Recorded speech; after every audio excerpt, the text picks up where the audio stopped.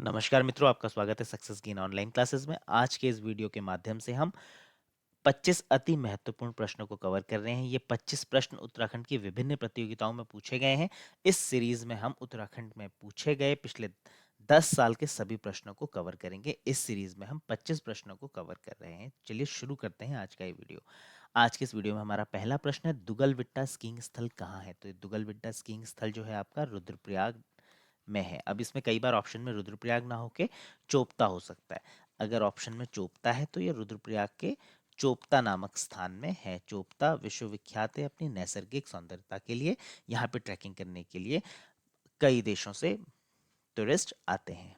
आज का दूसरा प्रश्न है, किसाऊ बांध परियोजना को कब राष्ट्रीय परियोजना घोषित किया गया है? इसमें जो प्रश्न बनता है ये पूछा जा सकता है किस नदी पे है। तो अगर ये प्रश्न पूछा जाता है तो ये टॉन्स नदी पे है। अब इस परियोजना को राष्ट्रीय परियोजना कब घोषित किया गया? तो इसको जुलाई 2016 को राष्ट्रीय परियोजना घोषित किया गया। इसमें एक प्रश्न ये बनता है कि इसकी जो क्षमता है वो कितनी है? तो 660 मेगावाट क्षमता का ये जो है इससे विद्युत उत्पादन होगा। और जो ये बांध है ये 236 मीटर ऊंचा होगा। 680 मीटर मीटर इसकी लंबाई होगी।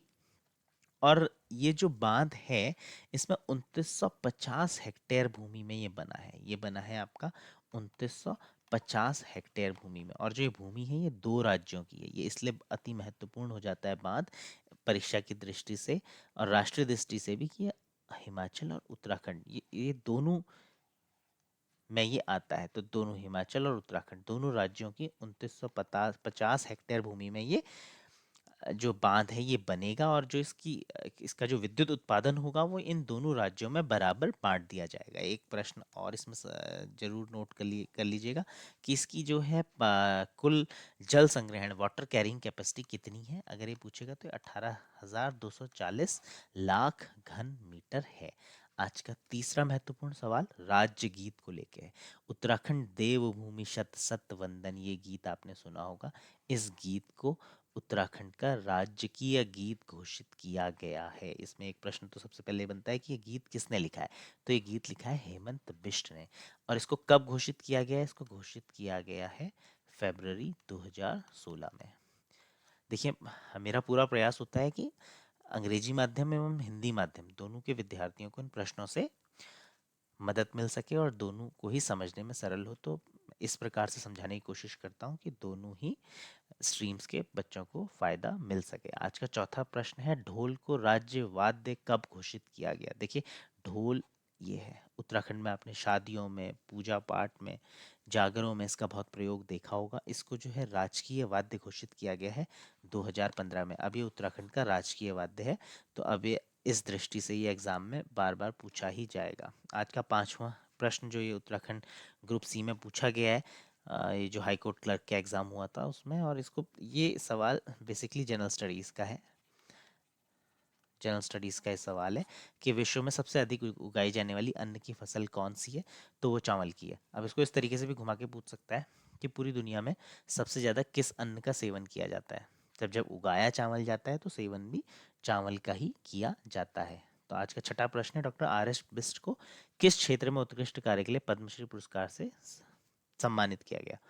तो ये बड़े फेमस आर्कियोलॉजिस्ट हैं। तो इनको पुरातत्व के फील्ड में इनके उत्कृष्ट कार्य को देखते हुए पद्मश्री अवार्ड दिया गया है। ये भी पूछा जा सकता है कि आपको ये बता दिया जाए कि ये पुरातत्व के में पूरा उत्कृष्ट कार्य के लिए इनको एक पुरस्कार दिया गया है। वो कौन सा पुरस्कार दिया गया है? तो उसमें फिर ऑप्शन में आपको देखना होगा इनको पद्मश्री दिया गया है। आज का सातवां सवाल है, नंदा राजजात यात्रा से। नंदा राजजात यात्रा, एक तो आपको ही पता होना चाहिए, नंदा राजजात यात्रा हर 12 साल में होती है। इसके बारे में जानकारी होना ज़रूरी है। कहीं ना कहीं किसी ना किसी तरीके से घुमा के प्रश्न पूछा ही जाता है।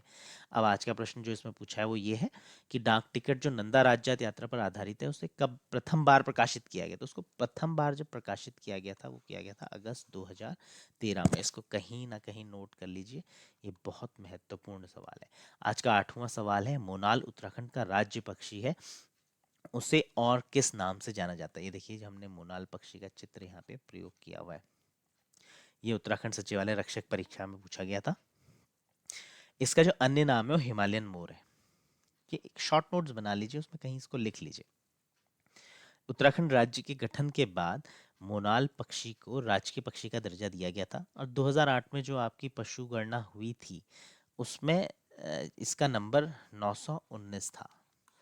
तो इसके संरक्षण के लिए सरकार बहुत कोशिश कर रही है। आज का नवा सवाल है, निम्नलिखित में से सही युग्म का चयन कीजिए। अब आप देखिए, रूपकुंड आपको पता होगा, ये चमोली में है, बिल्कुल ठीक है। अब आप देखिए, हेमकुंड चमोली में है। जो खैरा ताल है ये उत्तरकाशी में है। तो ए और बी इसमें सही है, ये सही है, और ये आपका गलत है। जो आपका खैरा ताल है वो उत्तरकाशी में है। आज का 10वां प्रश्न है, भारत का प्रथम हिंदी समाचार प्रश्न, प्रथम हिंदी न्यूज़पेपर कौन सा है? ये जीएस का क्वेश्चन आपको एसएससी के एग्जाम्स में भी बहुत देखने को मिलेगा। तो इसका नाम है उद्दंड मार्तंड, और ये कहाँ से प्रकाशित हुआ था? ये कलकत्ता में कोलू टोला नाम के मोहल्ले से शुरू हुआ था। कलकत्ता के कोल कोलू टोला कोलू टोला मोहल्ले से शुरू हुआ था। एक सवाल तो ये बनता है कि कहाँ से शुरू हुआ था, कहाँ से शुरू हुआ था पूछते हैं, तो ये कलकत्ता से शुरू हुआ था। कब शुरू हुआ था? ये हुआ था 30 मई 1826। आप देखिए कितना पहले ये शुरू हो गया था। ये पहला हिंदी समाचार पत्र था। इसका नाम उद्दंड मार्तंड था। ये साप्ताहिक था। एक चीज और याद रखिएगा, हिंदी साप्ताहिक था, सप्ताह में एक बार प्रकाशित होता था। उद्दंड मार्तंड नाम था। जुगल किशोर सुकूल ने शुरू किया था, 30 मई 1826 को शुरू किया था। अब इस तरीके से इसको रिवाइज करेंगे 3-4 बार, ये आपको याद हो जाएगा। आज का 11वां सवाल है, राष्ट्रीय ग्रामीण स्वास्थ्य मिशन, जिसको हम एनआरएचएम नाम से भी जानते हैं, इसको कब शुरू किया गया था? एनआरएचएम एक स्वास्थ्य योजना है, नेशनल रूरल हेल्थ मिशन। ग्रामीण क्षेत्रों में स्वास्थ्य की सुविधा को पहुंचाने के लिए एनआरएचएम की शुरुआत की गई थी। ये की गई थी आपकी अप्रैल 2005 में। एक सवाल इसमें और बनता है कि अब इसको एनआरएचएम की जगह एनएचएम बोला जाता है। अब इसका नाम नेशनल हेल्थ मिशन हो गया है। नेशनल हेल्थ मिशन वो इसलिए हो गया कि एनआरएचएम के जो एम्प्लॉयज़ हैं वो रूरल एरियाज़ और अर्बन एरियाज़ दोनों के ही अस्पतालों में कार्यरत होते हैं। तो इसको एनएचएम बोलने का कारण ये था कि ये दोनों ही क्षेत्रों में काम करते हैं, रूरल और अर्बन। तो इस वजह से इसका अब जो नाम है वो नेशनल हेल्थ मिशन हो गया है। आज का 12वां प्रश्न है, निम्न में से 14वें वित्त आयोग के अध्यक्ष हैं, जो 14वें वित्त आयोग के अध्यक्ष हैं वो हैं वाईवी रेड्डी। आज का 13वां सवाल, ये भी जीएस से है और उत्तराखंड के एग्जाम्स में बार बार पूछा गया है कि माउस का आविष्कार, माउस कौन सा? Computer mouse. कंप्यूटर माउस का आविष्कार किसने किया? तो ये डगलस एंजलबर्ट ने किया। ये देखिए, ये इनका पिक्चर है। आज का 14वां सवाल है, धान के खेतों में मिट्टी की उर्वरता में सुधार किया जा सकता है, कैसे? अब इसमें आपको अलग अलग केमिकल्स के नाम दे दिए जाएंगे, लेकिन ये नील हरित शैवाल की अगर ग्रोथ हो जाए तो ये नील हरित शैवाल, इसको ब्लू ग्रीन एल्गी कहते हैं। अगर ब्लू ग्रीन एल्गी की ग्रोथ आपने करवा दी तो उससे जो धान के खेत हैं उनकी उर्वरता बहुत ज़्यादा बढ़ जाती है। आज का 15वां सवाल है, भारत में राष्ट्रीय आय आंकड़े प्रकाशित किए जाते हैं। ये प्रकाशित किए जाते हैं केंद्रीय सांख्यिकी संगठन द्वारा, सेंट्रल स्टैटिस्टिकल, इनके द्वारा ये किए जाते हैं। अब ये पूछा जा सकता है कि ये केंद्रीय सांख्यिकी जो संगठन है इसका मुख्यालय कहाँ है? तो इसका मुख्यालय नई दिल्ली में है। और ये संगठन किसके अंदर आता है? तो ये सांख्यिकी एवं कार्यक्रम कार्यान्वयन मंत्रालय भारत सरकार के अंतर्गत आता है। आज का 16वां सवाल है, केदारनाथ घाटी में जो प्राकृतिक विपदा आई थी वो कब घटित हुई थी? ये भी एग्जाम्स में पूछा गया है। वो जून 2013, मुझे लगता है ये तो आप सभी को याद होगा, जून 2013 में ये विपदा आई थी। इसमें आपके जो ऑफिशियल डेटा है, ऑफिशियल डेटा बोलता है इसमें तकरीबन 4400 पीपल वर डाइड, इतने लोगों की इसमें डेथ हो गई थी। 4200 जो विलेजेस हैं, 4200 गांवों का संपर्क टूट गया था। जो संपर्क सड़कें थी वो टूट चुकी थी। और इसमें कुल मिला के 2100 से ज़्यादा भवन नष्ट हो गए थे। तो ये जो आपदा थी इसमें इंफ्रास्ट्रक्चर लॉस बहुत बड़े लेवल पे था, लोगों की जान मान हानि का ये बहुत बड़े लेवल पे इसमें लॉस हुआ था। आज का 17वां जो सवाल है वो है, निम्नलिखित मंदिरों में से उत्तराखंड में सबसे ऊंचे स्थान पे कौन सा मंदिर है? ये हाइट की बात कर रहा है। तो हाइट के हिसाब से देखिए, इसने सभी सभी शिव धामों का नाम इसमें इसने दे दिया है। तो ये जो है इसमें तुंगनाथ, तुंगनाथ जो टेम्पल है ये है 3640 मीटर की ऊंचाई पे। तो इस सबसे ज़्यादा ऊंचाई पे बहुत सुंदर ये मंदिर प्रांगण है। पंच केदारों में से एक ये मंदिर है। हजारों वर्ष ये पुराना मंदिर माना जाता है। मान्यता है कि ये जो मंदिर है इसे आपका पांडवों ने बनाया था। पांडवों ने शिव की उपासना करने के लिए इसको बनाया था। ये जो मंदिर है, देखिए हम इससे पहले हमने एक प्रश्न में चोपता को डिस्कस किया था। जो चोपता जो है जो आपका पर्यटन स्थल है, उससे उससे 3 किलोमीटर की चढ़ाई पे ये मंदिर है। आपका 18वां आज का सवाल है, ये सुमेलित करना है। ये भी आपका उत्तराखंड समूह में पूछा गया प्रश्न है। मृणाल पांडे, अब देखिए इसमें सबसे पहले ऑप्शन दिया है मृणाल पांडे। अब ये जो चारों जो ये हस्तियां हैं ये उत्तराखंड से हैं। अब ये इनकी विशेषज्ञता है किस चीज़ से जुड़े हुए हैं, वो चीज़ आपको बतानी है। तो मृणाल पांडे, आपने पहले देखा भी होगा, मृणाल पांडे न्यूज़ एंकर का भी काम करती थी और ये दूरदर्शन में दिखाई देती थी। इनने बहुत सारी पुस्तकें भी लिखी हुई हैं। तो ये पत्रकारिता से रिलेटेड है। तो जो आपका ए है उसका आंसर 4 है। अब बी, मधुमिता बिष्ट, मधुमिता बिष्ट जो है वो बैडमिंटन की खिलाड़ी हैं। और सी जो है आपका चंद्रप्रभा एटवाल, वो पर्वतारोहण में इनका नाम है, ये पर्वतारोही हैं। और जो गौरा देवी हैं वो सामाजिक आंदोलनकर्ता हैं। तो ये आपका इसका ऑप्शन नंबर बी आंसर हो गया। अब आपको ये चारों याद होने चाहिए। अब याद होने का फ़ायदा क्या होगा, इसमें से कई बार सिर्फ एक चीज़ पूछी जा सकती है कि मृणाल पांडे की विशेषज्ञता क्या है या वो किस चीज़ से जुड़ी हुई है। तो उसका उत्तर पत्रकारिता हो जाएगा। ऐसी इसमें से इन चारों में से कोई भी चीज़ को पूछा जा सकता है। आज का 19वां प्रश्न है, टिहरी डैम, जिसको स्वामी राम तीर्थ सागर के नाम से भी जाना जाता है। ये याद कर लीजिए, इसको नोट कर लीजिए, स्वामी राम तीर्थ सागर। इसका कुल क्षेत्रफल पूछा गया था समूह गांव में।